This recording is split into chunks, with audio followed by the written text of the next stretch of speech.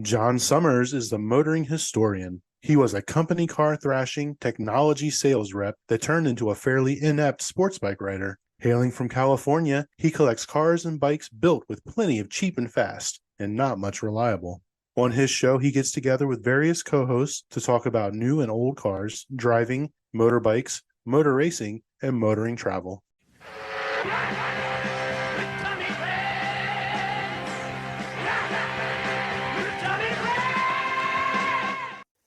Good morning, good day, good afternoon, whatever it may be for you.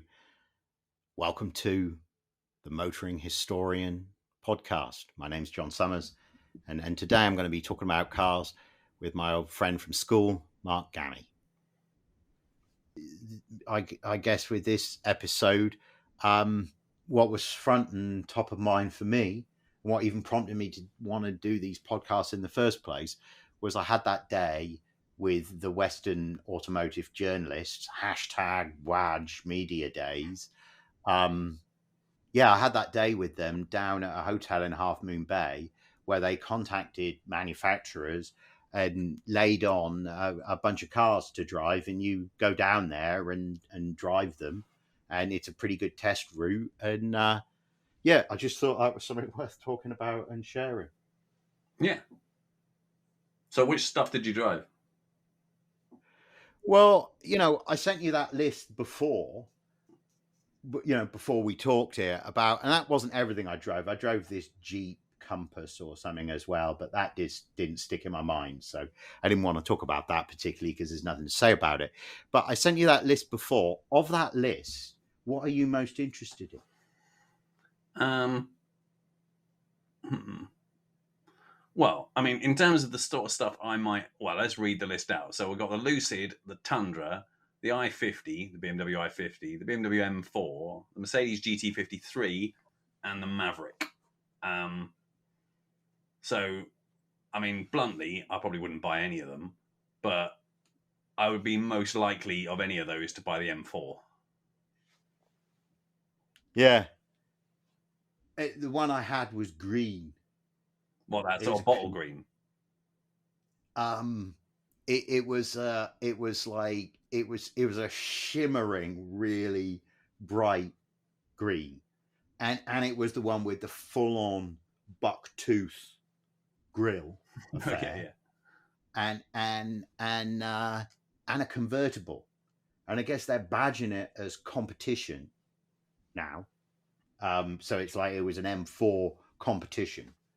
That is different to a standard M4, though, isn't it? Because they did for the M2, there was the M4, the M2 competition, and then an M2 CS as well. Well, you're better informed than me then, because this was badged as competition, and I suppose when I first got in it had already been set in sports mode, and the journalist who was getting out of it showed me how I could toggle the different, the steering setting and the throttle setting independently, which was this really nice sort of slidey touch screen. And you would hope that it felt like a racing car in Sport Plus, and it really did. And it revs just in such a, the shifts are like a Le Mans car, that kind of really sharp cut off, and all around, it was okay. So the buck teeth, they are polarizing, aren't they? I mean, and I said I don't mind them, to be honest, but as you said to me years ago, sort of Mercedes and BMW tend to do something and you go, I'm not happy about that, and then about 18 months later you like it. Yeah, I mean, I guess a couple of things on the Mercedes kidneys. I mean, my understanding is it's done for the Chinese market. My wife's comment on it was that it probably didn't look too bad on an SUV, especially an SUV in a dark color. And if you think about what actually sells nowadays, the SUV in the dark color, that's actually a lot of what they sell. So in other words, there's not too many 4 Series that are being disfigured by that, by that big grille. there's an awful lot of X5s and X3s and all of that kind of thing that are, flying off the shelves, presumably as a result of it. I don't know. The BMW rep. I had dinner with the BMW rep the night, before the driving, and I put to him what my wife had said to me, and he said that really the kidneys weren't big. And really, this was not a new thing. This was, in fact, an old thing.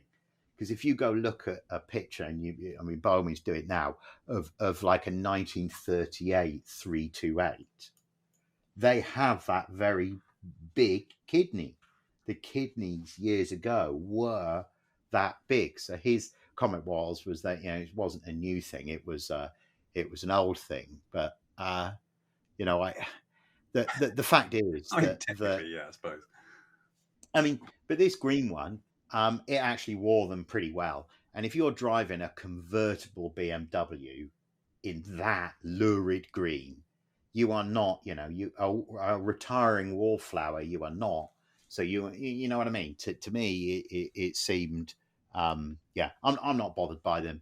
And overall, I like the car, although, I drove it on the Pacific Coast Highway on a really sunny day. And I drove it on a piece of the Pacific Coast Highway that I know extremely well from riding motorcycles on. So an environment where you'd be surprised how much you can't test a car like the M4 on a piece of road like that, but you can get a great deal closer to it than, a drive around your local roads might anticipate. That the test so the test route, this is worth saying actually, the test route was down PCH, and then you turned off PCH, and it was like a little winding road inland, and then which you might approximate to an English B road, and then it put you onto a road that you might approximate to be more like a B/C road, in that it was crowned and it had a couple of hairpin bends and it had gravel, and then it just a little bit on the edge of the road, and then it dumped you back out on PCH, and PCH is this a section of road where you can I didn't necessarily do this, but other journalists may have achieved autobahn speeds on pieces of road. I definitely have never done anything like that on a motorcycle. Definitely. And certainly didn't do anything like that in any one of the cars that I drove today. I'm telling you, you would have liked this M4. This would have been a car. Yeah, I take it was paddles, was it? It was, but you know what? I don't fuck around with them. I just don't touch paddles. I don't even use the switchable automatic in my wife's like E46 3 Series or in my AMG Mercedes. I don't mind. I don't mind stomping the gas and waiting a minute. And with this BMW, you would just have it in, I just had it in the sport mode all the time, and it was great. Although I did find myself thinking, would it be that enjoyable around town? And I'm not sure that it would. Yeah. I mean, I'm going to test drive. Well, I haven't spoken to the dealer, but the one in Farnham's got 4, so I'm going to go down and test them 2 tomorrow morning. But I can't bring myself to get paddle shifts. I mean, I want it because I'm going down to the Pyrenees this summer to spank whatever I've got around, and obviously I've done that in the Megane RS a lot. Well, not the Pyrenees, but the Alps and Spa and stuff like that. So I want something a bit different. And I was looking at the M3, and like the M3 is great, but most of them are paddle shifts, and it's I quite like the size of the M2. It's a bit smaller and a bit more less horsepower, I grant you, but we'll see. The fluff on them is that they're a bit jiggly in the ride, but you can get a Litchfield pack for about 1,800 quid that will alter the suspension, and if you so desire, they'll do a bigger intercooler and a chip as well to get you up to about M2 competition spec on the horsepower as well. So I'll be interested to see what that's like. But yeah, I mean, I like all the BMW stuff, but I mean, I wouldn't do it. a ragtop. I did actually consider that the same dealership that's got the M2s has got an XKR, 10-year-old XKR, obviously soft top. And I did contemplate having that for the lols, driving around in the Pyrenees, and I thought it would be pretty good. But then I considered that with petrol at £2 a litre, I might not be able to get rid of it. Yeah, I think the petrol's the least of your worries with JLR product. Well, The reliability is just not there. it was one And owner I from know, new, 10 years old, full dealer history. So, I mean, I hear what you say, but I thought yeah, for 3 months it might last. yeah, it would for 3 months, and I'd be tempted. What year is the M3 that you're looking at? It The M- depends, M2, like 2017, something like that. M2. M2. Huh. So I also drove on this PCH test day an electric M3, basically, Oh, yeah. which they badged. I can't remember exactly how they badged it, but it's the I on the list I sent you. I called it the i50, but it's not. It's like the i50 M Plus or the M40. But either way, right? It's basically a 3 series size sedan that's differentiated by the fact that the door handles are flat. And if you look closely at it, all the styling of the front clip is totally different because the M4 and this electric guy were parked next to each other. And the rep kept saying to me, I'm really interested in what you think driving the two of them back to back. And I'm telling you, Gammy, the electric one drove like a BMW. It didn't drive like a Tesla. It didn't drive like a Leaf. It drove like a BMW. And by that, I mean that my wife's car, you don't need to put it in sport mode for it to hold the gears. So if you're like climbing a hill on the freeway and it's like drop the gear to climb the hill, if you come out of the gas for a moment, it won't gain a gear. It'll just hold that lower gear because it knows as a BMW driver, you're likely to want to come back in the throttle again. It's one of those little things where I just think it's a well-designed transmission. Other transmissions don't do that, although it's old and clunky now. This BMW, this electric guy, he held the brakes in the same way. This is the i4 M50 or whatever. Yeah, the i4 M50. That's right. That's right. Yeah, sorry, I'm not. I mean, it's total bloody alphabet soup, isn't it? The point is, it felt it did not feel that different from the M4. It didn't have the soundtrack. It didn't feel that. The question that everyone always asks at this point is, what's the range on it? Well, maybe not everyone, because range anxiety is still the big issue with electric gubbins. Yeah, I mean, I can't remember because I don't worry about that kind of stuff. We will. That's something for us to put in the footer, isn't it? Yeah, for me to work out, or for you to Google up now. But I mean, it was governed. It was governed to 135 miles an hour allegedly, and I was told it got there with more alacrity than the M4. So I've just looked it up. So allegedly 318 miles. Allegedly, yeah. Well, measured according to the WLTP, who I'm sure is a stand-up organisation, test cycle. And there's no history of German cars ever fiddling with tests. With those, yeah. But look, even if you only get 300 out of it, that's still enough to alleviate most range anxiety. But, here's an interesting thing with this electric stuff, right? I think one of the best reasons to buy a Tesla at the moment is that you get to use the superchargers. I don't think there's, I don't really like Teslas, so, but I think imagine buying your Taycan and then arriving and having to wait in line behind all the other people who've got plug-in Nissans and so on and Priuses. You're in line, whereas when you arrive in the Tesla, you're in your own private line. It makes a difference. That makes it, except on the occasion when there's already somebody on the Tesla supercharger, and then it's like, you have to like wait. Then it's like, waiting outside the ladies' loo. The line moves way slower. Yeah. I mean, and range anxiety is one of those things. I mean, it's for general usage, it makes no difference whatsoever. It doesn't matter because most people can go to and from wherever they're going on a daily basis and just plug or charge up at home. But I mean, I read an article recently about some guy tried to drive round Wales, or did he just try and drive from London to sort of like Anglesey and back, something like that, and really struggled. And he was happy to sort of stop and spend an hour here and there charging up, but it was little things like, if it rains and you put the windscreen wipers on, or if you put the aircon on, the range dives and all that sort of stuff. So, and of course, availability of charging spots. But I mean, look, for me, they don't make any sense because of the holidays I do, and I can't be asked to spend that much time sitting around on the side of the road somewhere in the middle of nowhere. But for most people, that shit doesn't matter.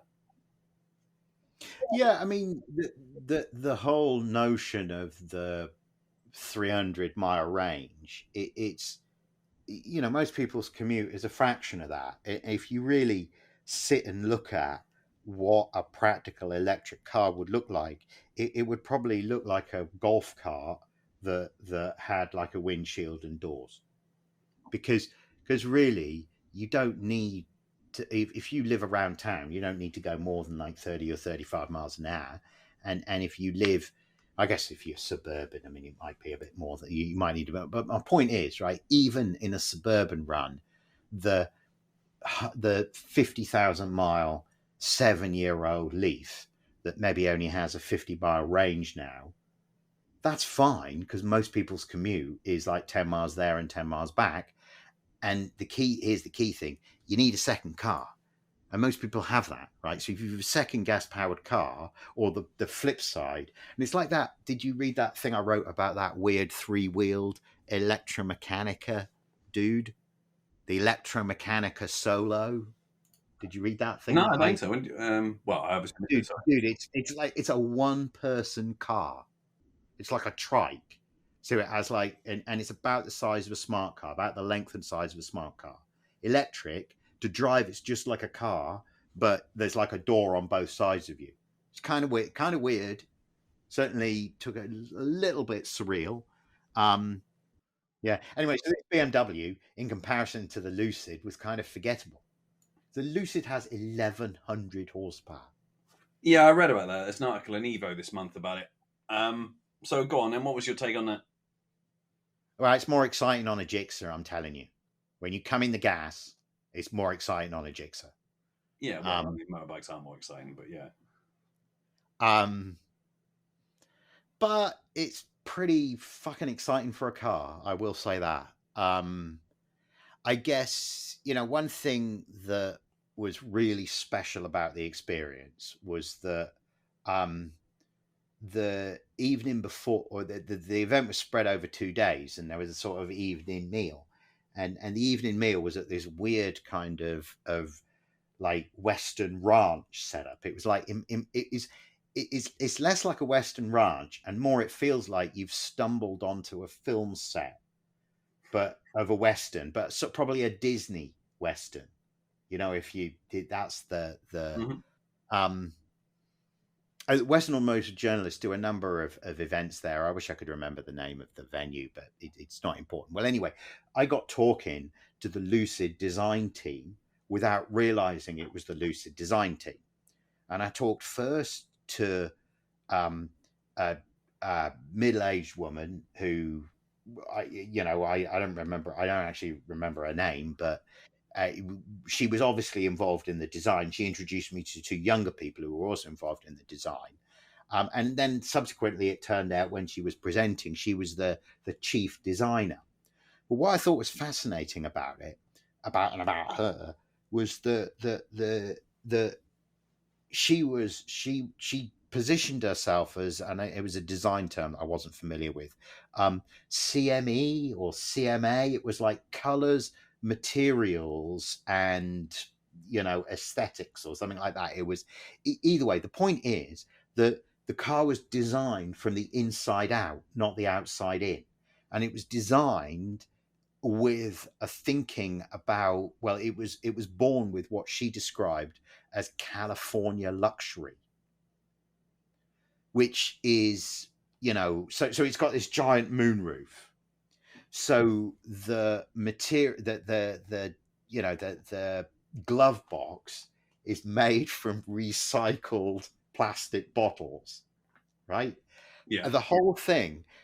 You know that furniture store that they have in California that my wife buys stuff from, Restoration Hardware. When you sit in it, it feels like Restoration Hardware. It is every bit as spacious as an S-Class inside, and it has that. I mean, I sat in that.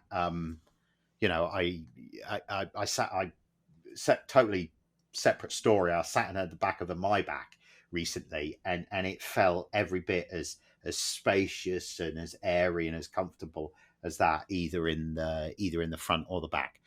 So yeah, so the other people that she introduced me to was the guy that did the interior design, and then the girl that did the exterior design. The girl that did the exterior design was and these are people in their like mid-20s, and what the chief designer woman was saying to me was that you rarely get the chance to create a brand language, right? We were just talking about the BMW kidneys, weren't we? And we would say so when BMW designed that i4 M50 or whatever it's called, I was just saying, you know, it's great because it drives the same way as my wife's old BMW. There were these not only visual design cues that BMW designers have to stick to, but there's whole ways that the vehicle has to be engineered to feel to fit the BMW design ethos. With Lucid, there was none of that.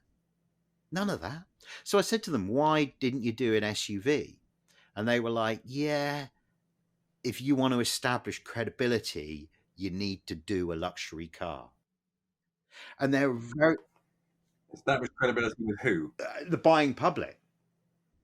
In other words, if you want to do Okay. a Lexus, if you want to do a Genesis with, Hyundai's Genesis sub-brand, if you want people to take you seriously, you have to begin with a luxury car. In other words, you have to take on the Mercedes S-Class.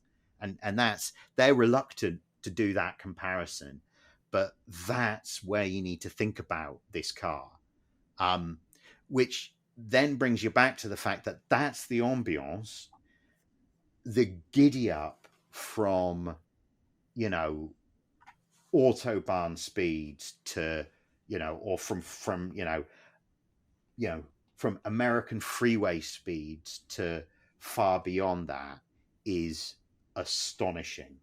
The other dude I met was the chief engineer guy who used to write for one of the car magazines. So I kind of knew the name from that. It was a surreal experience because I when he introduced himself, I thought I vaguely knew him. But anyway, he said that we don't publish the like 70 to 120 mile an hour time. We don't like market it, but if we were to market it, that would be more impressive than the 0 to 60.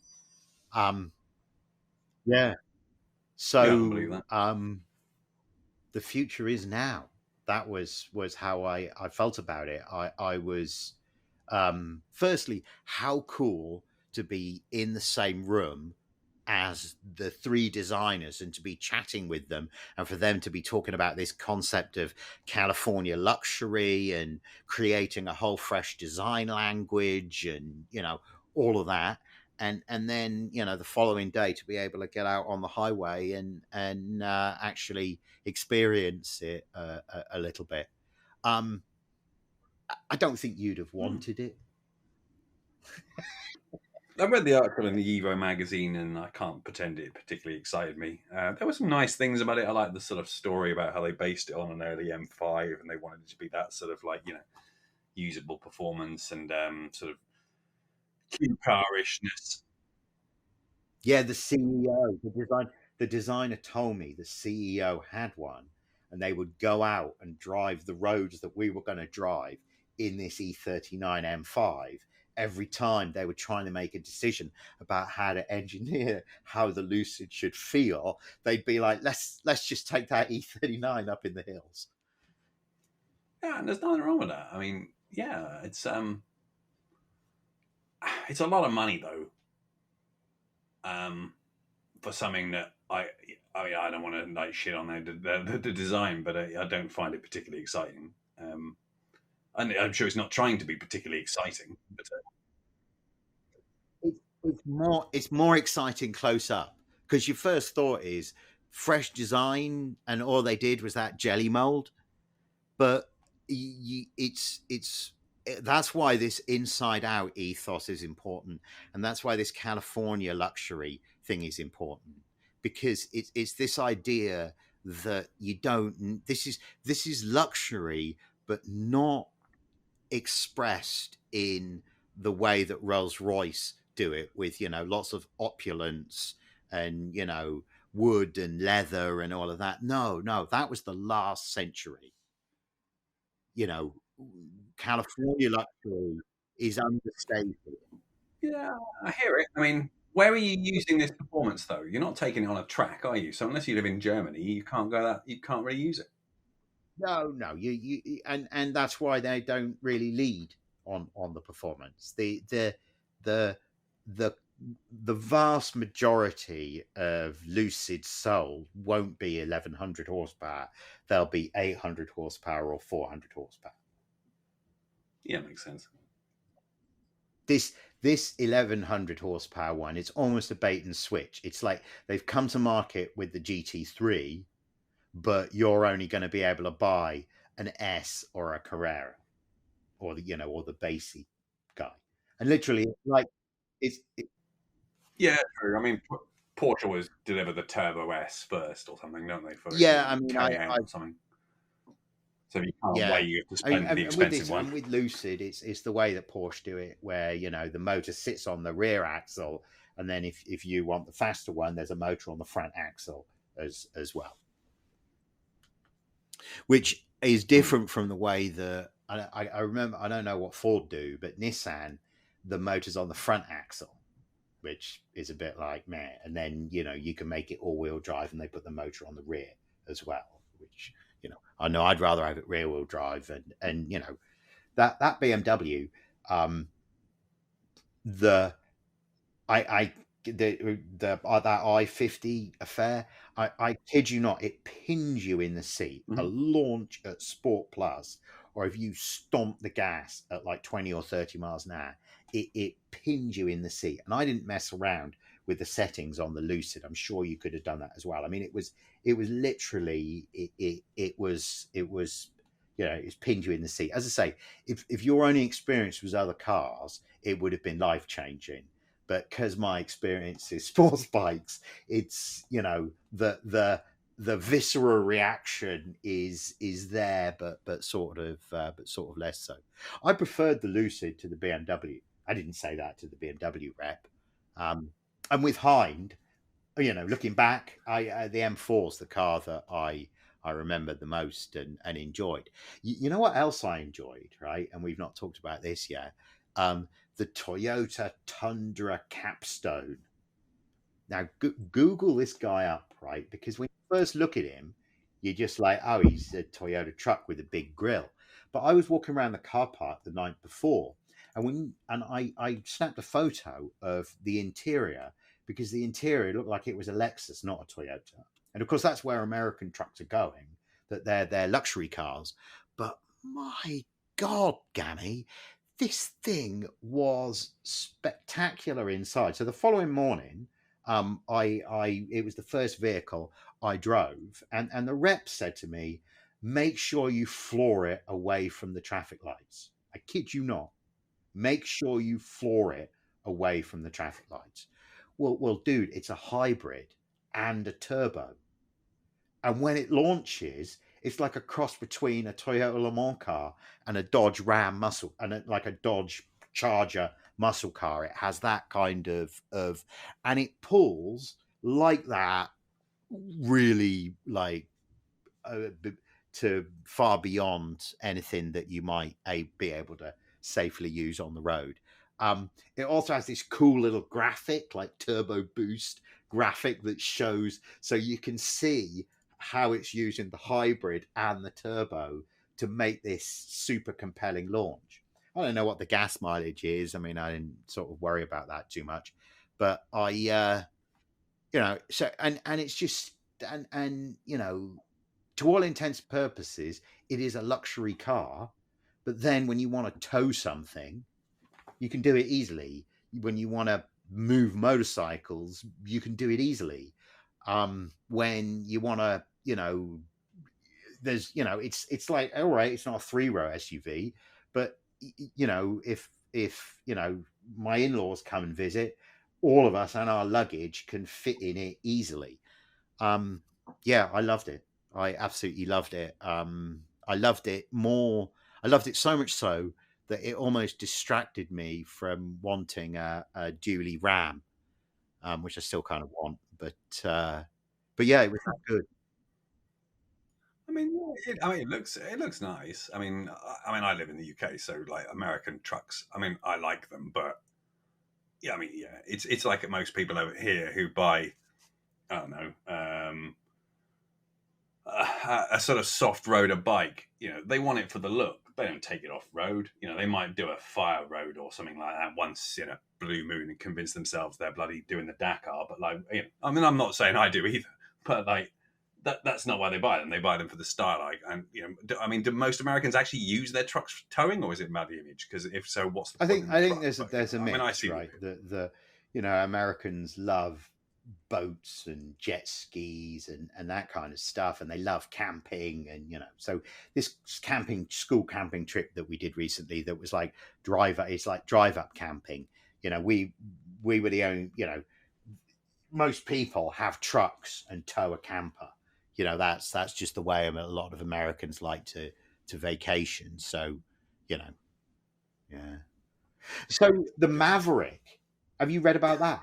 I know this is again not irrelevant for so this is in some ways, right? I think this is as cunning a product as the Ford Model T, and it's like this electric Mustang, the Bronco, and now the Maverick. These are 3 vehicles that have really, the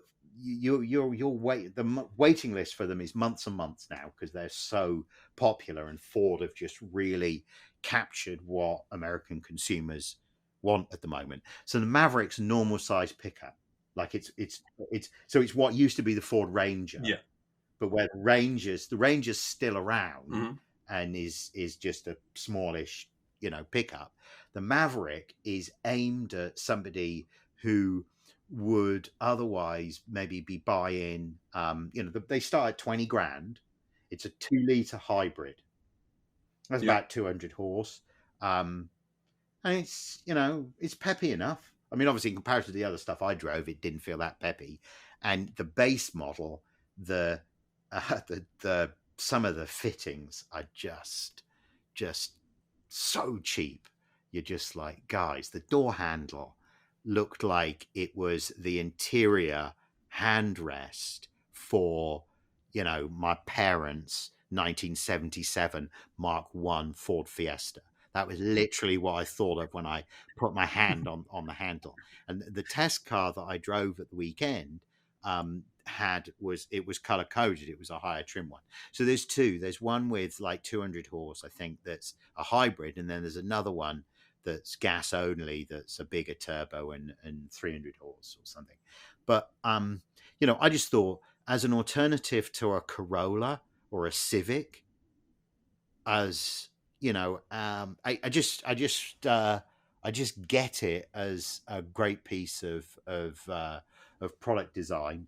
So it's just quite an interesting thing. Yeah, I'm looking at pictures of it. If Douglas Bader is your kid and you want him to sit in the back all the time, no problem. But there's not a lot of room in the back, is there? Oh no, that's like your extra cab rather than your This is not a family car. This is room for people in the back seat in a push, or room for little kids. Oh, yeah. I mean, that's what they do. Sort of, they do the full crew cab, don't they? Which is like a proper back seat, and then they do extended cabs where there's like a little fold down seat. So do you remember Mark's Tundra? Remember when you picked you up in Vegas time? Mark's Tundra, it had a sort of little extra door that opened up. That's the size of cabin that Maverick is going for.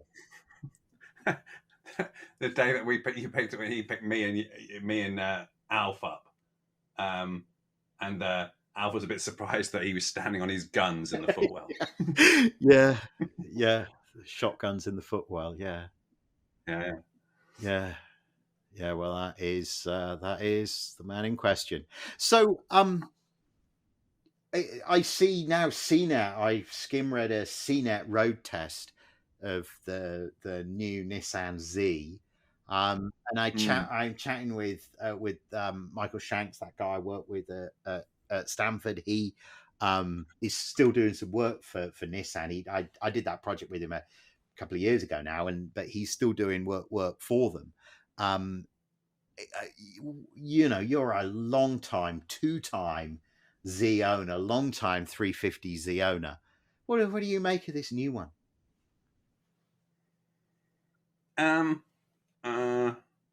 I think from a lot of angles it looks a bit blobby.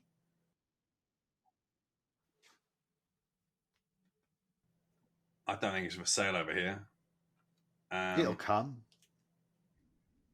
It might not. To be honest, probably not. I don't like it enough.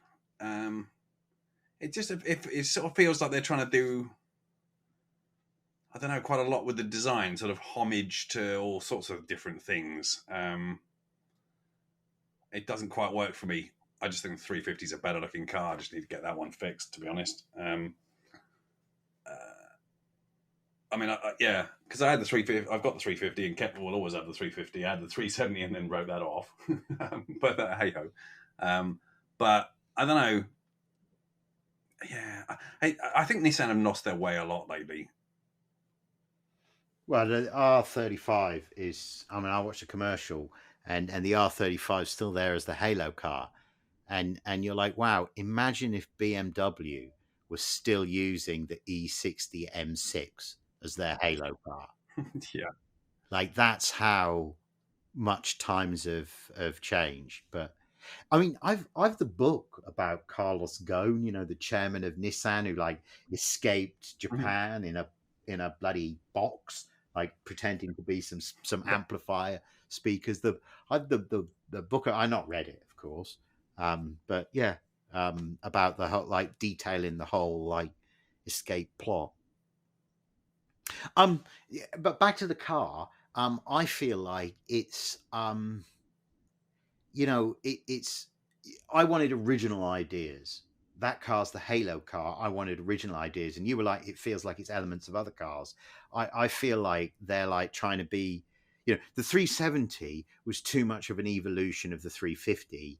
They should have been more radical, but it was a facelift. It was it's a mass market Japanese product. They were always going to do what it took to sell, and we know how the 240 was diluted through 260 and 280 and then the 300. But the final Z31 300 ZXs, they were really something different. The old platform had life breathed into it. I feel like, I wish they'd done something a bit more radical. Is my thought. And well, have you compare it to the offerings from the competition? I mean, the Toyota is a dramatic design. You'd have a Supra before this? No, probably not.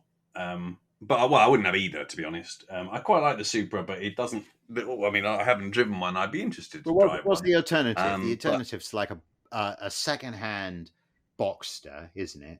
Like a nearly new Boxster. Or what else is there? Here, they're always pitched against, in the States, they're always pitched against Camaros and Mustangs. And there is no way I would ever have a Nissan Z car over a Mustang V8 or a Camaro SS if that's what I could buy instead. Yeah, I mean, I've driven a lot of Mustang V8s and I like them, but they're not sports cars properly, in my mind, in the sense that they're not sharp enough. The handling's too baggy, even when you have it in sports mode. I mean, I'm talking about the standard 5-litre V8. I'm not talking about like anything with one of the special editions. And they always feel they just sort of feel a bit wobbly. They're plenty punch, plenty of straight line go. Yeah. Yours have been rental cars, though, haven't they? Rather than if you were prepping it yourself, you could do a track. You could order a track pack for them, and I don't know though. See those track pack things. I always feel, and this test day confirmed it. I'm not a Sport Plus guy. I like sport. I like it to feel, and I like the throttle response to be Sport Plus. But everything else, the handling, I don't need to be Sport Plus. I don't need to feel like the wheel's going to fall off every pothole. Oh, agreed. I think for American driving, it doesn't make sense, and it doesn't make sense to have like a manual over there either.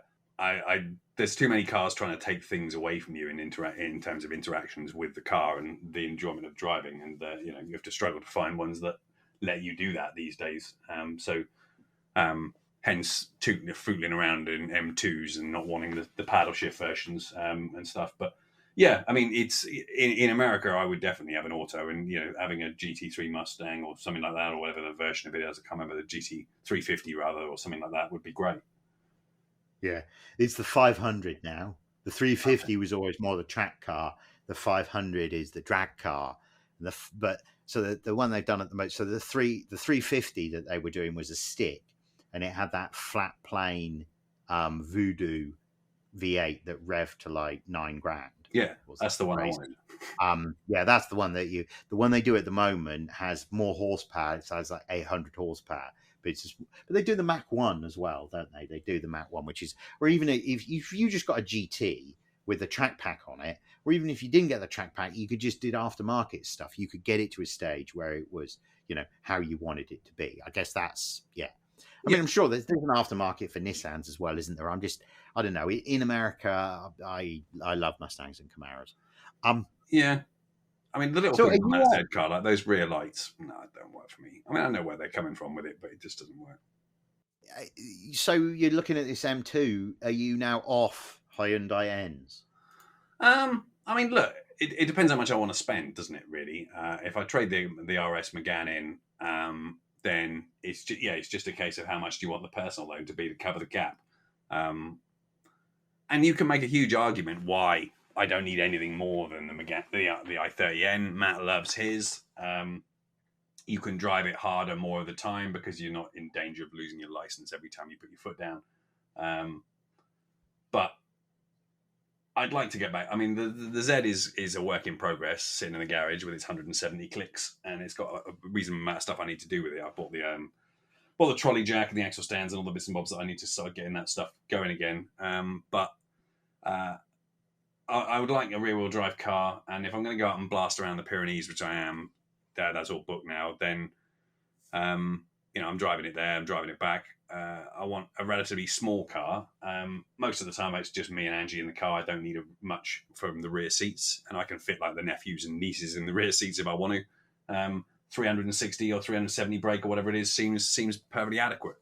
And it's new enough that it's still got some warranty left on it. I'm looking at one with about 20k on it, so it's been, if I can get a one owner one, pretty well run in, So it's difficult to find anything else in that sort of bracket that offers you 300 plus with a stick and a rear wheel drive, outside of BMW, really. Because yes, you can look at something from Porsche, but it's more expensive, it's older, and it's slower. And yes, it's probably slightly better built and maybe a little bit dynamically sharper at the edges, but how often am I at the edges? So not that often. So it's, and look, I mean, I did 2 track days at Spa and Brands and a bunch of other places with the Renault. I've done I really enjoyed that car. But it's long in the tooth now, really. I just don't like the idea of it as a long-term ownership proposition in terms of, feeling that the things will go wrong in it. Just there's a little feel about that. I think the BMW is probably a decent bet. Yeah, for me, because there's that great independent BMW specialist in San Francisco, Phaedrus, and because we've worked with them for ages, at that point, I'm more comfortable thinking about, a 2013 M5 than I am thinking about, Panamera Turbo or E63. I have that independent Mercedes guy, but he's like one standalone guy, whereas Phaedrus is an infrastructure there. And I feel like if you're going to do, for me, that's a reason to stick with BMW and yeah. Your to your point of, BMW offer, to me, they offer, you need to spend a lot more money to get more performance in a Porsche. Yeah. For a given bang for the buck, the BMW is going to be nearly as good, as you say, nearly as good to drive as the Porsche, and offer you a good deal more power. And for me, ease of maintenance as well. Of course, there are independent Porsche specialists. I've just not tried them, and that will be a whole new adventure to try and get the right mechanic. And of course, the argument might be, well, why don't you just buy a newer car? But I'm like, I always try and use as much of my budget as I can to buy old horsepower rather than buy new reliability. Yeah. Well, I mean, we're driving to Avignon, staying there for a couple of days, and then pottering across the bottom of France into the Pyrenees, and then back up the left-hand side. And even though the place we're staying in Avignon is like, oh, be careful at narrow streets, be careful of having a big car. So the M2 kind of fits the bill in a lot of ways. That said, I was feeling a little bit more comfortable speeding in France in a French car. So, I am losing. Yeah. No, I always feel that. That's when I was not that I ever speed, just to be categoric though. But in theory, yeah. If one's going to be pulled over, always better to be pulled over in domestic products. That's agreed. Yeah. So on the subject of things BMW, I'm sitting here looking at John Garcia's BMW 1150R, which is final evolution of that classic BMW motorcycle design where the motor is like horizontal. So this is like the final iteration of it in the sporty mode. So it's like naked, but it's and the R is sporty, and it's like a 16 valve. It's a 4 valve head rather than a 2 valve air head. So he was very enthusiastic for me to try it. I don't like it. Why don't you like it? I'm sorry? Why don't you like it? Well, Ollie keeps repeating this, and now I've soiled the whole bike with it. But the exhaust note is like a wet fart, and I just can't get that out of my mind. Not endearing, no. It's because I just recently had that Ducati off, John, and all I've done, I've not been out on the freeway. I don't think I've been out of third gear in it, but I've just been out and ridden it around the neighborhood, and it is just such a lovely bike to ride. I totally get the V-twin thing now. It affects me the way Ferraris, vintage sports racing Ferraris and Maseratis at Pebble Beach, it affects me in that way because it's got the welded tube frame and it's got the same Velia instruments and it smells the same when it warms up. And there's just something about the power delivery that's just absolutely spectacular. So I was waxing lyrical about how much I love the Ducati. And then it must have heard me because it started leaking gas.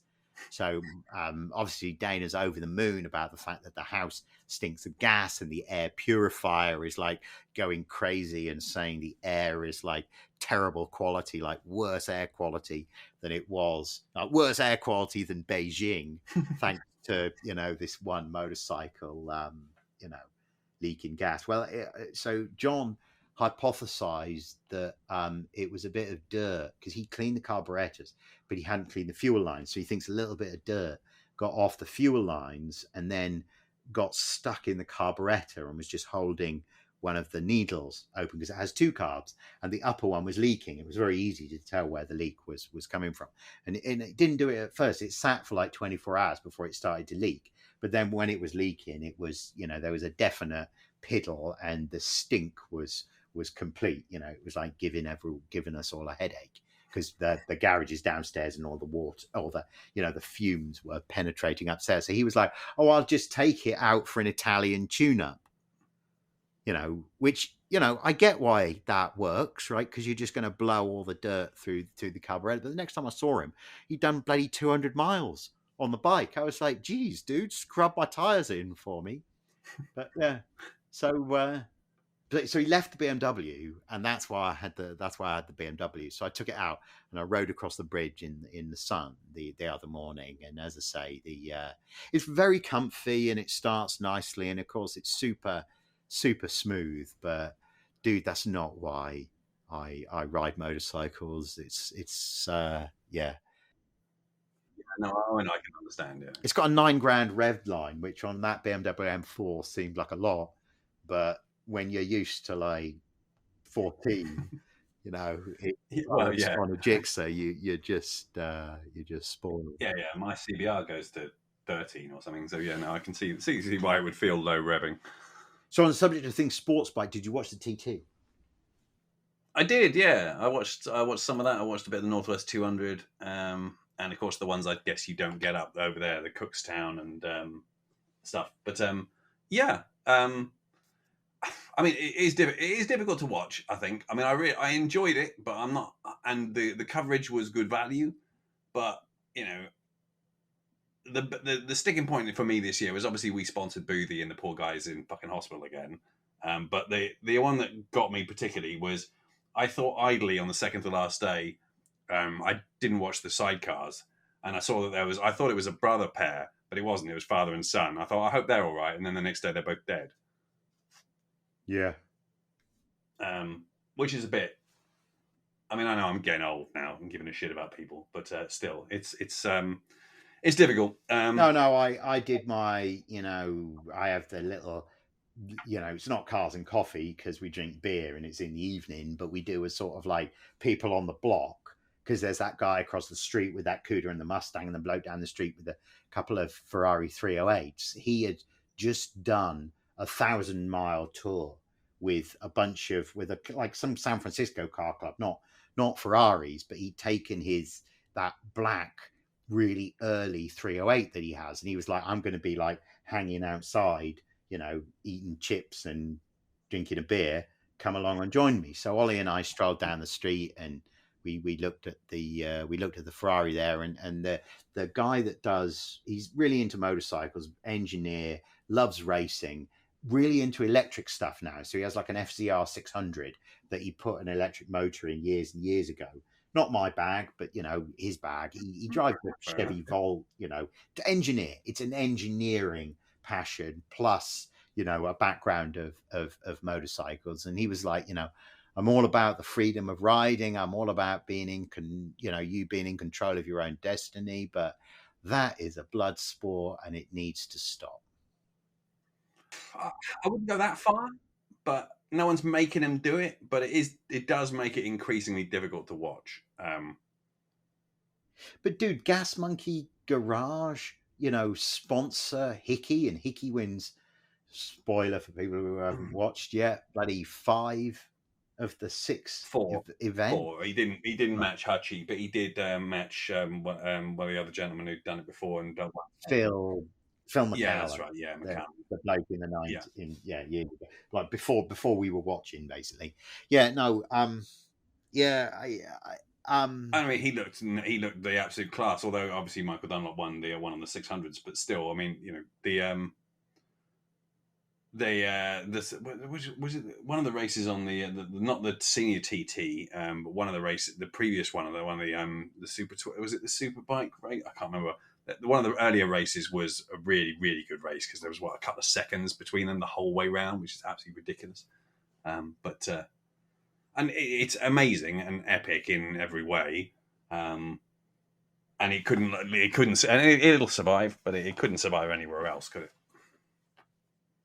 No, it couldn't. In any other environment, there would be the pressure to stop it. It's because it's put on by the government that it can survive. Yeah. It's like the Mille Miglia in the pre-war period. There were a lot of accidents that just never got reported, that never made the newspapers. I'm sure there were many more deaths than were ever recorded in that period, but because the fascist government in Italy was so into motorsport at that time, they just turned a blind eye to it. Oh yeah, I can believe that.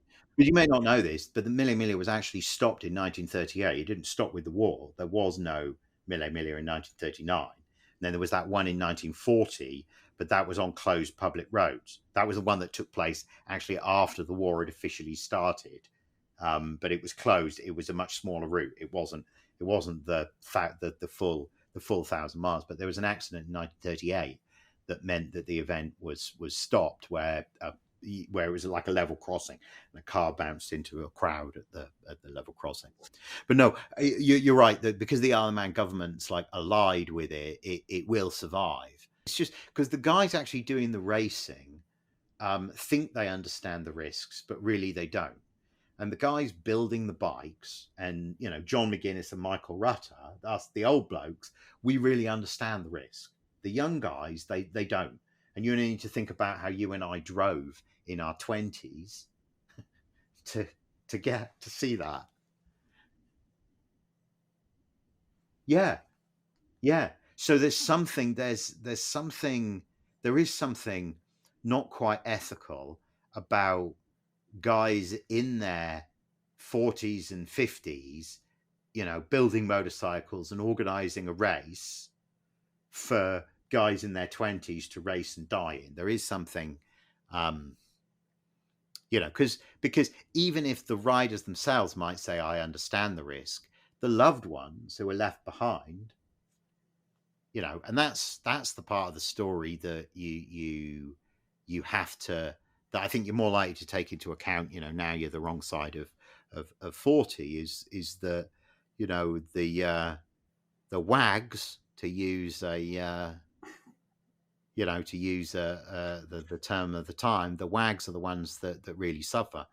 And I guess, as I'm on this mental tangent, Farina, the first Formula One world champion, when Gregor Fiskin, who was the editor of Road and Track, or Gregor Grant, the dude that was editor of Road and Track in the 60s, said to him, why has there never been a proper biography? Why did you never try and write an autobiography? Farina's comment was, ask the women, ask my wife. They're the ones that really understand it. In other words, this isn't a story of heroism on the track. This is a story of injury and slow, painful recovery. Yeah. I mean, and it's as I get to be more of an old fart myself, I find myself looking at Connor Cummins, two cute little girls coming up and hugging him, and he's third in the TT, and thinking, I just hope that doesn't end in tragedy and they have their dad. I mean, it's so yeah. And John McGuinness, every time you see him interviewed, he will always end by saying, I hope everybody gets back safe. Yeah. I won't try and do an impersonation of his accent, but it's on his mind all the time. And I was thinking about that before we came on the call here. Oh, Michael Rutter going off first and being passed by all those young lions. How much discipline did it take not to chase them? He knew his pace. He stuck to it. He's 50. He's McGuinness and Rutter faster than you or I'll ever be. Oh, ever be, yeah. So, at that age, so it becomes, the sport becomes more about staying alive than about winning. Staying alive is the win. Yeah, it really is. But no, it's they're heroes. It's just yeah. I don't know. You implied a feeling of slight guilt because we'd sponsored Mike Booth and he's lying in that hospital in Liverpool. No, now. He'd have gone anyway. He would have gone anyway, and I'm happy to sponsor him. I like the guy; he's cool. I like 44 Teeth. I like the stuff that they do, and no one's making him do it. And I saw an interview with him a few years ago, talking about how, or maybe it was last year, I can't remember, but talking about how his dad had said to him when he first thought about going years ago, "No, if you go, I'm not coming with you." And it was his dad's way of saying, "You ain't ready." And he said that he thought, on reflection, his dad was absolutely bang on the money, and that he wasn't ready, and he wouldn't have learned it properly, and he wouldn't have taken it as seriously as he should have done. But this is the lottery of the event. You can do all that and be, again, a rider way out of my echelons or will ever be, and still have a bit of misfortune or one little mistake, and multiple operations on your legs later, and his misses is in bits, I'm sure. But I hope he's all right. But I mean, it's difficult Well, not to sort of support people to go for their dreams. I mean, I just don't know where I stand on it now. do you remember when we were at the Nürburgring and we'd done a couple of laps, and you'd moved out of that phase where you were like, right, the sighting laps were done, and you were now thinking, right, I can get down to business, get down to trying to find the places where I might be faster. And at that point, where you're out of that, I'm just sighting, I'm just getting a feel, I'm just learning the lines. If you're out of that mode and you're in I'm trimming the lines, I'm trying to hold the throttle flat for a little bit longer, I'm trying to brake a little later. At that point, you are putting it's like, I don't know who said this about motor racing, but it's a true story. It's like leaning out of seeing who can lean farthest out of a high window. It's going to end with somebody falling, probably you, potentially you. Yeah. And I won't profess to have tried, if you like, any sort of percentage really at the Nürburgring at all, just because the place terrifies me. I like the idea of it, and I enjoy driving around. It's great fun. Yeah, especially with the Nürburgring, which other track days don't really have, is that you've got a sort of touring carousel of random accidents driving around with you, if you know what I mean. There's all sorts of people who are more than happy to sort of have an accident with you where you didn't do anything, you just came upon someone at the wrong point, or someone made a mistake, or someone was inexperienced and trying to drive to their car. Well, I mean, when we went for my stag do, that guy Porsche came off on the truck, and chatting to his mate who was standing at the side of the road, said that they'd been followed. His explanation had been some guy had come past him in a 911 S, and he'd had a GT3, and he said, well, I've got a faster car, and followed the guy, and obviously he didn't know the track as well and wasn't perhaps as good a driver, and then his car's the one on the truck with the front left all smashed in. So even with the best of intentions, but that said, I did try a bit at Spa, but again, everyone's going one way. It's a more select group, I guess, less people on the track. There's less sort of tourist farting kind of folks who've just turned up in a, whatever they happen to have driven home from work. So, it's... Yeah, Volkswagen camper van, yeah. You were fast at Spa. I made a conscious decision to not try and stay with you, because I had that same feeling, like, I rented a Megane RS, so I had that same feeling that I'm in the same car, so I should be able to keep up with you. With hindsight, I hadn't worked out wasn't there some power mode where you could make more power? There's a button on the bottom right, you can press. Yeah, I didn't know about that. So my excuse for why I fell off the back of you was that I wasn't I didn't find the power switch, but. My favourite bit of that was when we led everyone out of the pits, and I, for a joke, started weaving from side to side behind the pit car to inverted quotes, warm up the tyres. And I could see you laughing in the rearview mirror, and then all the Ferraris and Lamborghinis and stuff behind were all doing it as well. Yeah, that was something of a tactical error, though, in our slow cars being right out at the front. It meant that you spent the whole time. I spent the first 3 laps of the session just watching in the rear view, trying to let people get by before I wanted to concentrate on the lap. But you know what? I was talking with some of my students about this. Was that the run, Blanchiment, that that blind left-hander that you can just you're approaching it more than 100 miles an hour, and you can just turn in and go straight through it with just a lift. That one is without question the most terrifying experience I've ever had on a track. More so the one before Blanchiment. Is Blanchiment the one right before the grandstand? Yeah, Blanchiment's the fast left, where in F1 they take it flat, and I'm sure in loads of other disciplines they take it flat as well. I never took it flat, but that's the one. Then you come down from there put to the chicane onto the start. Yeah. Blanchiment. The one before Blanchiment is a sort of I don't think it even gets named, but that one you can go through flat. And as you say, I was approaching, I think, my last lap at about 100 or 110, 115 miles an hour. So I mean, I'm not setting any the world of light on it, but it is still shit scary turning in at that sort of speed, because you just don't do it. I mean, when do you do it? I mean, Well, that's what they were saying in the practice for the TT, is that they were just getting used to the fact that on short circuits, you might exceed 150 miles an hour numerous times on the track, but you're not there all the time.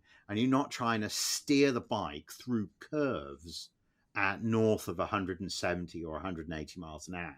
So the whole business of, there's a whole like maneuvering thing that has to, there's a whole like adjustment that they have to go through to get used to that. And that's basically what practice is.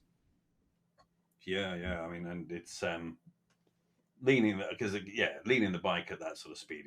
I mean, I've never done it at those sort of speeds. I mean, did the Ron Haslam track day at Donington a few years ago, well, a lot of years ago now. And that was great fun. But even there, it's scratching the surface. I mean, I was fat and slow and remain fat and slow, and it would take an awful lot of effort to be anything other than fat and slow, but I still enjoy it. But even then, you're leaning over at sort of 70, 80 miles an hour through a corner. I mean, goddamn, it focuses the mind. Yeah. Well, I'm just noticing that we've talked for more than the hour that I thought I'd allocate to this first thing, and there's even a topic left over for next week. So let's save that. And cool. And I appreciate your time speaking with me today, Mark. And pleasure. Well, I'll see you next week for Festival of Speed. Absolutely, yeah.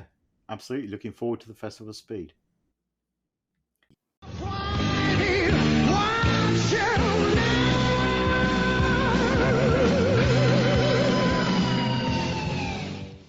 This episode has been brought to you by Grand Touring Motorsports as part of our Motoring Podcast Network. For more episodes like this, tune in each week for more exciting and educational content from organizations like the Exotic Car Marketplace, the Motoring Historian, Break Fix, and many others. If you'd like to support Grand Touring Motorsports and the Motoring Podcast Network, sign up for one of our many sponsorship tiers at www.patreon.com/GT Motorsports.